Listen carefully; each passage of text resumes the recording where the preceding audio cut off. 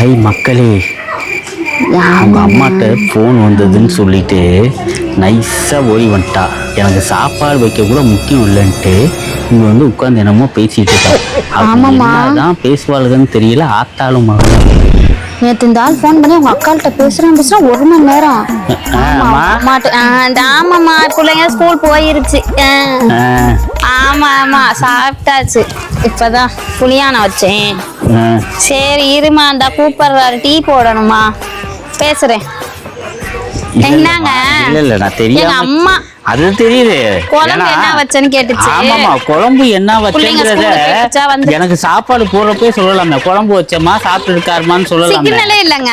சிக்னலே இல்லன்ட்டு நைஸா இங்க உட்கார்ந்து வந்து நைஸா சிக்னலே இல்ல.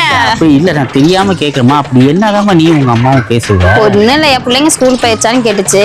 அதனால பேசணும். அது என்ன எங்க நான் பொறுமையா பேசிக்கிட்டு இருக்கேன் நினைக்காத. ரொம்ப சோதிக்கிறேன். எதுக்கு நீ எதுக்கு ஒட்டி கேக்குற?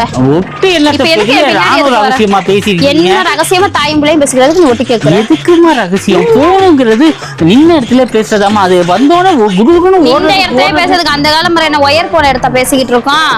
எங்க வேணா நின்று பேசலாம். கக்கூசுல இருந்து இதுல வரைக்கும் பேசிக்கிட்டு இருக்கலாம். போ வந்துட்ட. எதுக்கு நீ வர? எங்க அம்மாட்ட பேசுறப்ப நீ குறுக்கால எதுக்கு வர? எரிச்சல் வர மாதிரி. சரி அப்ப எங்க அம்மாட்ட பேசும்போது என்னங்க செஞ்சீங்க அம்மா?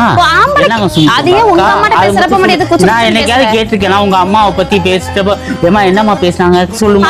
அதை வேற நீ கேப்பியா? என் பிரைவேசில நீ தலையிடாதீங்க. உனக்கு அவ்வளவுதான் மரியாதை. ஒரு சாப்பாடு தானே. சாப்பாடு தொட்டுக்கா இல்லாம இங்க உட்காந்து லோன்னு கத்தி கிடக்க இங்க வந்து உட்காந்துட்டு அம்மா அம்மா அப்படிங்குவ. நீ தேவையில்லாம பண்ணிக்கிட்டு இருக்க. இதுக்கு மேல இந்த பேசுற வேலை வச்சுட்டு உனக்கு அவ்வளவுதான் மரியாதை.